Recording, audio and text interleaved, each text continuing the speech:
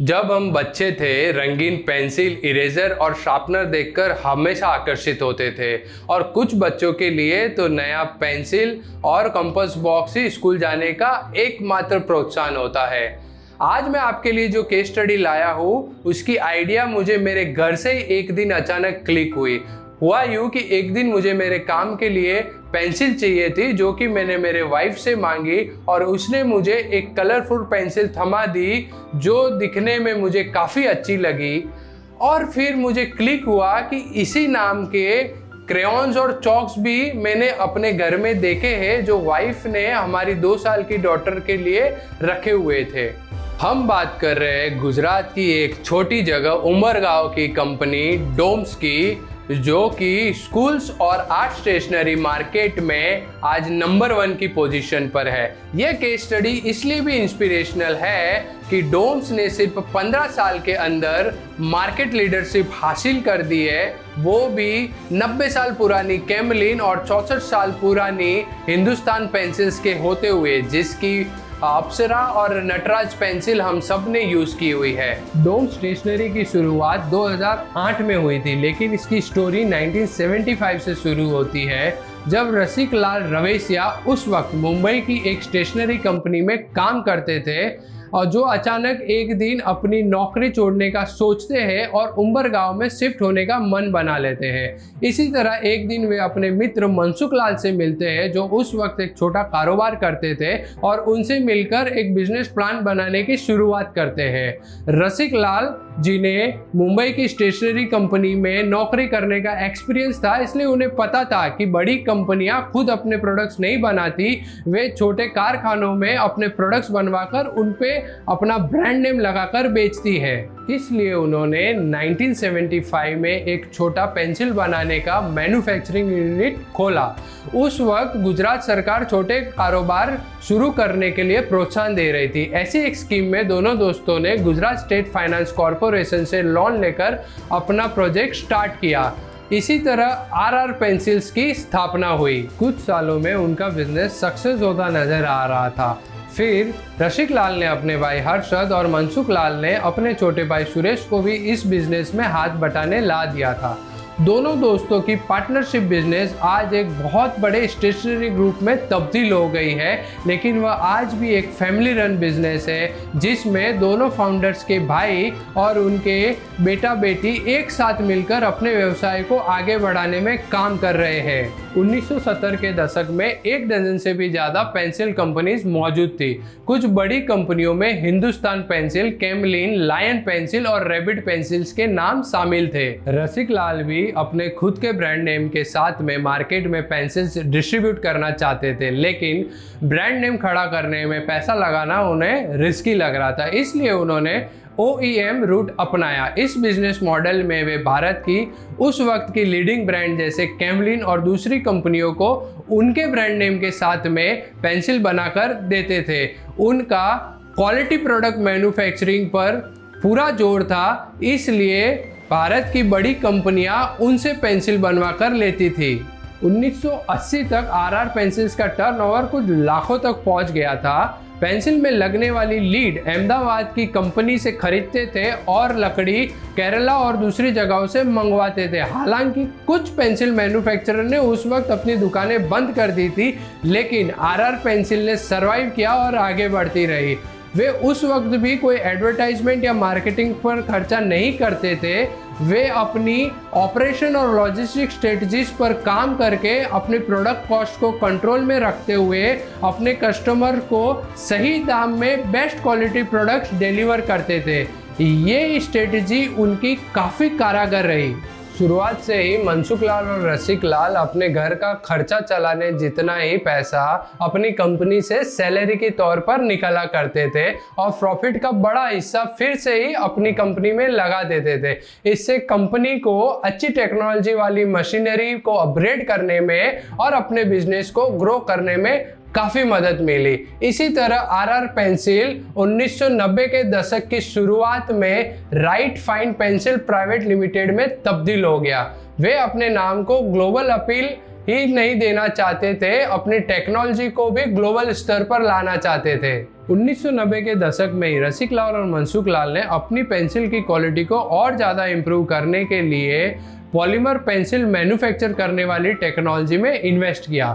Pencil के बीच में जो काले रंग की नीब होती है उसे लीड मटेरियल के गोल में चिकनी मिट्टी मिलाकर बनाया जाता था। उसे इम्प्रूव कर ग्रेफाइट पॉलीमर से बनाया जाने लगा। इससे पेंसिल की नोक और ज़्यादा मजबूत रहती है और लिखने में स्मूथ होती है और ये हेल्थ के लिए भी नॉन टॉक्सिक होती है। पॉलीमर पेंसिल बनाने का डिसीजन अपने समय से आगे का था। इसके नतीजे से आज डोम्स ग्रुप विश्व स्तर पर सबसे बड़ी पॉलीमर पेंसिल बनाने वाली कंपनी है। रसिक लाल रवेशिया का मानना था कि उनके खड़े किए हुए बिजनेस में अगर उनकी आने वाली पीढ़ी को जोड़ना है तो उन्हें अपने खुद की ब्रांड शुरू करनी होगी। इतना ही नहीं, उन्होंने 2001 में इस पर काम करना भी शुरू कर दिया था, लेकिन 2002 में एक रोड एक्सीडेंट में उनका देहांत हो जाता है। 2001 तक की बिजनेस ग्रोथ और पेंसिल मैन्युफैक्चरिंग की मजबूत फाउंडेशन रसिक लाल रवेशिया ने बनाई, लेकिन उस पर बिल्डिंग खड़ी करने यानी कि डोम्स ब्रांड बनाने का श्रेय उनके बेटे संतोष रवेशिया और उनके भाई बहनों को जाता है। संतोष रवेशिया ने अपनी स्कूलिंग मुंबई से की और central institute of plastic engineering and technology Ahmedabad से अपना हायर एजुकेशन कंप्लीट किया और किसान कैचअप में जॉब ज्वाइन की। 2 साल के डिस्ट्रीब्यूशन एक्सपीरियंस लेने के बाद अपने पिता की देहांत की वजह से 2002 में अपने फैमिली बिजनेस की जिम्मेदारी संभालने लगे। अपने पिता की कंपनी ज्वाइन करने के बाद वे बिजनेस के सारे पहलुओं को जानने में वक्त बिता रहे थे। उन्हें बिजनेस में अपने चाचा सुरेश रवेशिया से काफ़ी हेल्प मिली। फिर उन्होंने नए इनिशिएटिव लेने शुरू किए। उनमें पहला था सारी फैक्ट्रीज और बिजनेस को कंसोलिडेट करके राइट फाइन पेंसिल्स के तहत लाना। वे अपने पिता की खुद की ब्रांड बनाने का सपना पूरा करना चाहते थे। अपने दिमाग में अपने ब्रांड की रचना कर रहे थे और इसी तरह एक दिन संतोष रवेशिया ने अपना नया ब्रांड नेम डोम्स का अनावरण किया। 2006 तक रवेशिया ने स्टेशनरी मार्केट का इन डेप्थ रिसर्च किया। उन्होंने अपने टारगेट ऑडियंस को बखूबी समझा, डोम्स के कंज्यूमर जो मोस्टली किड्स है। संतोष रवेशिया इस वक्त की किड्स जनरेशन को शार्प माइंड कहना पसंद करते हैं। शार्प माइंड्स के साथ इस तरह से कम्युनिकेट करना आवश्यक हो गया है जो उन्हें एंगेज करे और उनमें जिज्ञासा पैदा करे। अपनी इस टारगेट ऑडियंस को लुभाने के लिए 2006 में ही डोम्स के मैस्कॉट का जन्म हुआ जिसका नाम डोमी रखा हुआ है। डोमी आधुनिक समय के बच्चों का अवतार है। वह तेज, फुर्तीला, टेक्नोलॉजी सेवी और मॉडर्न वर्ल्ड से काफी अच्छी तरह से वाकिफ है। यह मैस्कॉट सिर्फ अपनी टारगेट ऑडियंस को लुभाने के लिए नहीं बना, यह कंपनी के रिसर्च एंड डेवलपमेंट और मार्केटिंग डिपार्टमेंट के लिए अपने कंज्यूमर्स की परिभाषा है जिसे देखकर वे अपने प्रोडक्ट्स और मार्केटिंग स्ट्रेटजीज बनाते हैं। संतोष ने 2006 में डोम्स की शुरुआत करते हुए केवल 3 प्रोडक्ट पेंसिल, इरेजर और शार्पनर लॉन्च किए। अपनी स्थिति को भांपने के लिए कंपनी ने सबसे पहले अपने प्रोडक्ट्स कर्नाटका में लॉन्च किए, क्योंकि उनके पिता के अनुसार कर्नाटका मौजूदा ब्रांड्स की कंज्यूमर में वफादारी और चेतना की वजह से कर्नाटका नई स्टेशनरी ब्रांड्स के लिए एक चुनौतीपूर्ण मार्केट था। संतोष के पिता रसिक लाल रवेशिया कहा करते थे कि हमेशा सबसे कठिन बाजार से शुरुआत करनी चाहिए, क्योंकि अगर वहां कोई सफल हो जाता है तो कहीं और सफलता की फुल गारंटी है। सीनियर रवेशिया की यह भविष्यवाणी सही निकली। साउथ में सक्सेस के बाद डोम्स ने नॉर्थन और वेस्टर्न इंडिया में एक्सपांड किया, जो कि आज डोम्स की सेल्स में सबसे ज्यादा कंट्रीब्यूट करते हैं। 35% सेल्स नॉर्थ से, 25% वेस्ट से, 20% ईस्ट से और 20% साउथ से आती है। अपने रीजनल एक्सपांशन के साथ साथ डोम्स ने अपनी प्रोडक्ट कैटेगरीज को भी बढ़ाना शुरू किया। हालांकि यह सफर आसान नहीं था। डोम्स का फोकस प्रोडक्ट्स और उसकी प्राइसिंग को सही निर्धारित करने पर रहता है, क्योंकि अगर प्रोडक्ट फेल हो गया तो उस पर इन्वेस्ट किया हुआ टाइम और मनी रिकवर नहीं किया जा सकता। डोम्स अपने आप को एक स्टार्टअप की तरह चलाता है। लिमिटेड फाइनेंस की वजह से एडवर्टाइजिंग और मार्केटिंग पर ज़्यादा पैसे खर्च नहीं किए जाते। डोम्स सिर्फ एक ऐसा प्रोडक्ट बनाना चाहता है जो हमेशा अपने कॉम्पिटिटर से अलग हो। कंपनी ने मुख्य रूप से सेल्स, रिसर्च एंड डेवलपमेंट और अपने कर्मचारियों को संभालने में अपना ध्यान केंद्रित किया हुआ है। इन्होंने एक मजबूत सेल्समैन को काम पर रखा जिसने इनकी पैन इंडिया सेल्स की रणनीति और बाद में डोम्स की अपनी सेल्स टीम खड़ी की। डोम्स की सेल्स टीम और पूरी डिस्ट्रीब्यूशन नेटवर्क टेक्नोलॉजी की मदद से डेटा ड्रिवन है। डोम्स के सारे फ्यूचर डिसीजन डेटा एनालिसिस पर निर्भर करते हैं। R&D कंपनी का एक इम्पोर्टेंट पार्ट है और इन्वेस्टमेंट का एक बड़ा हिस्सा यहाँ लगाया जाता है। जो भी प्रोडक्ट लॉन्च करते हैं उसमें कम से कम 1.5 साल का रिसर्च किया जाता है। इस दौरान कंज्यूमर के पेन पॉइंट को जानने के लिए सर्वे करते हैं और फिर प्रोडक्ट्स को कंज्यूमर की प्रॉब्लम्स को कम करने या पूरी तरह से दूर करने के अनुसार डिजाइन किया जाता है। हालांकि डोम्स के लिए सबसे बड़ी चुनौती लंबे समय से चले आ रहे ब्रांड्स के डोमिनेशन वाले मार्केट में डोम्स के लिए कंज्यूमर लॉयल्टी पैदा करना था। मार्केटिंग पर खर्च करने के लिए एक पैसे के बिना अप्सरा, नटराज और कैमलिन जैसी ब्रांड्स के साथ एक ही इंडस्ट्री में मौजूद रहना भी सबसे बड़ा चैलेंज था। कंपनी के बहुत सारे प्लान्स में से एक प्लान जो बहुत सक्सेसफुल रहा वो पूरी तरह से बैकवर्ड इंटीग्रेटेड होना था। फॉर एग्जाम्पल, पेंसिल बनाने के लिए यह लकड़ी से लेकर लीड और पेंट सब कुछ इंटरनली सोर्स करती है। डोम्स के 15 मैन्युफैक्चरिंग यूनिट में से एक जम्मू एंड कश्मीर में है जो पेंसिल बनाने के लिए पोलार के पेड़ की लकड़ी खरीदकर उसे पेंसिल नुमा आकार देकर अपने दूसरे यूनिट्स में सप्लाई करती है। बैकवर्ड इंटीग्रेशन इनिशिएटिव में अहमदाबाद स्थित लीड बनाने वाली कंपनी को खरीद लिया जिससे उनकी मैन्युफैक्चरिंग कॉस्ट को कम करने में काफी मदद मिली। अधिकांश प्रोडक्ट्स को एकदम स्क्रैच से बनाया जाता है, इस वजह से कंपनी कॉस्ट एफिशिएंट और सेल्फ रिलायंट है। दोस्तों, अगर आप कोई प्रोडक्ट बनाते हैं जिसे होलसेलर्स और ट्रेडर्स सिर्फ मार्केट में प्राइस डिफरेंस के हिसाब से थोक में खरीदकर ट्रेड करते हैं तो एक बात निश्चय है कि आपका प्रोडक्ट कभी ब्रांड नहीं बन सकता। इस चैलेंज का सामना डोम्स को भी करना पड़ा था। अत्यधिक होलसेल ट्रेड और प्रोडक्ट घुसपैठ के कारण डोम्स के बिजनेस में ट्रांसपेरेंसी नहीं थी। वो उसे बदलना चाहता था। इसके लिए एक प्लान बनाया जिसके तहत वो सुनिश्चित करना चाहता था कि डोम्स के सारे डिस्ट्रीब्यूटर्स एक दूसरे के साथ ट्रांसपेरेंसी मेंटेन रखें ताकि डोम्स के प्रोडक्ट्स की घुसपैठ एक स्टेट से दूसरे स्टेट या एक एरिया से दूसरे एरिया में ना हो। डोम्स के सारे चैनल पार्टनर एक दूसरे से फैमिली की तरह कनेक्टेड है। यह आप सबके लिए इम्पोर्टेंट है जो अपनी ब्रांड एस्टैब्लिश करना चाहते हैं, लेकिन यह रातों रात नहीं किया जा सकता। यह अपने बच्चों को अच्छे संस्कार सिखाने जैसा है।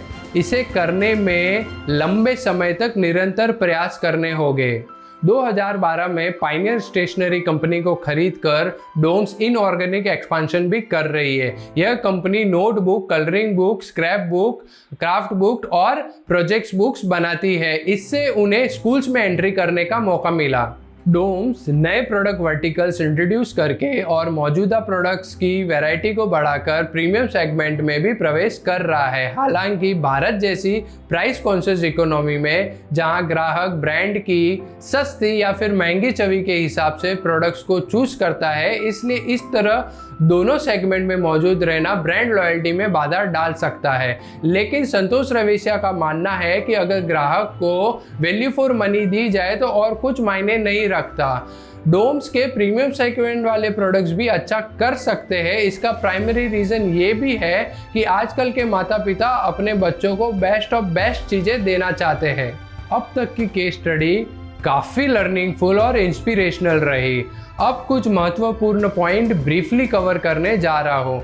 डोम्स नाम परिवार के 4 छोटे बच्चों के नाम के पहले अक्षर का संक्षिप्त रूप है। ये नाम है धर्म, ओम, मुस्कान और शिवानी। डोम्स की टारगेटिंग काफ़ी स्ट्रॉन्ग है। वे थीम बेस्ड पैकेजिंग करते हैं। फॉर एग्जाम्पल, लड़कियों के लिए डैडीज प्रिंसेस वाली पेंसिल जो पिंक कलर में आती है और बॉयज़ के लिए मम्माज बॉय वाली पेंसिल जो ब्लू कलर के पैकेजिंग में बनाते हैं। स्कूल स्टेशनरी के अलावा आर्ट और फाइन आर्ट स्टेशनरी के भी कई सारे प्रोडक्ट हैं। अपने प्रोडक्ट को नॉन टॉक्सिक मटेरियल से बनाते हैं। इस वजह से पेरेंट्स अपने बच्चों को डोम्स के प्रोडक्ट दिलाने में संकोच नहीं करते। इनका 70% sales cash and carry model पर होता है और बाकी का 30% सिर्फ 7 से 12 दिन की क्रेडिट पर किया जाता है। पूरी कंपनी सिर्फ 2 मजबूत स्तंभ इनोवेशन और वैल्यू एडिशन पर खड़ी है, जिसकी वजह से प्रोडक्ट खुद अपनी मार्केटिंग करते हैं और एडवर्टाइजिंग पर खर्चा करने की जरूरत नहीं पड़ती।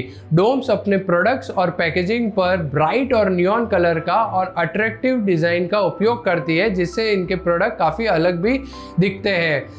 जो कंपनी सालों से सिर्फ पेंसिल मैन्युफैक्चर करती थी, आज टोटल रेवेन्यू में पेंसिल का सिर्फ 35% का कंट्रीब्यूशन है।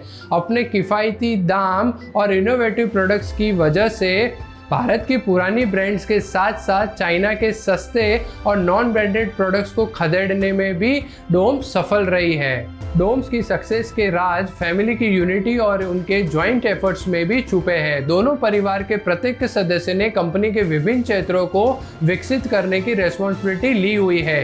संजय रजनी आर्ट वर्टिकल, केतन रजनी लकड़ी खरीदने और सुरेश रवेशिया डिस्ट्रीब्यूशन बिजनेस को बढ़ाने में काम करते हैं। इसके अलावा बहन चांदनी और शीतल रिसर्च एंड डेवलपमेंट की जिम्मेदारी संभालते हैं। डिसीजन सामूहिक रूप से लिए जाते हैं और ऑर्गेनाइजेशन प्रोफेशनली रन किया जाता है। अब हम डोम्स के करंट पोजीशन की बात करते हैं। डोम्स का 4500 डिस्ट्रीब्यूटर्स और चैनल पार्टनर का स्ट्रॉन्ग नेटवर्क है।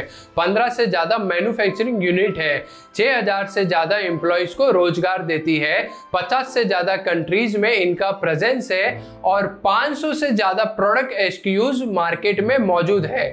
आसमान को छूने वाली अपनी इसी यात्रा के बीच विकसित होने के लिए फंड्स की रिक्वायरमेंट के कारण और अपने बढ़ते पोर्टफोलियो को एक नया इंटरनेशनल मार्केट देने के लिए साल 2015 में अपने 51% की ओनरशिप को इटली की FILA नामक स्टेशनरी कंपनी को बेच दिया। यह कंपनी 150 से ज़्यादा देशों में व्यापार करती है। शेयर होल्डिंग के हिसाब से डोम्स आज इटालियन कंपनी के कंट्रोल में है, लेकिन वास्तव में आज भी कंपनी रसिक लाल और मनसुख लाल की दूसरी पीढ़ी संभाल रही है। डोम्स सालाना 20 से 25% की वृद्धि से ग्रो कर रही है। फाइनेंशियल ईयर 2022 में रुपए 700 करोड़ का टर्नओवर अचीव किया था और फाइनेंशियल ईयर 2023 में रुपए 1000 करोड़ से भी अधिक का सेल्स टर्नओवर रिकॉर्ड करने जा रही है। इन आंकड़ों के मुताबिक डोम्स अपने से 65 और 90 इयर्स पुराने कॉम्पिटिटर से डबल बिजनेस कर रही है। डोम्स इंडिया की सबसे कम समय में सबसे बड़ी स्टेशनरी ब्रांड बनकर उभरते हुए नजर आ रही है। एक ऐसा लघु उद्योग जिसका गुजारा अपने से कहीं गुना बड़ी कंपनीज को प्रोडक्ट सप्लाई करके होता था, आज वह लघु उद्योग उन बड़ी कंपनियों से भी 2 गुना बड़ा हो गया है। ये कोई सपने देखना जैसा ही है, लेकिन रवेशिया और रजनी फैमिली ने मिलकर इसे हकीकत में बदल दिया है।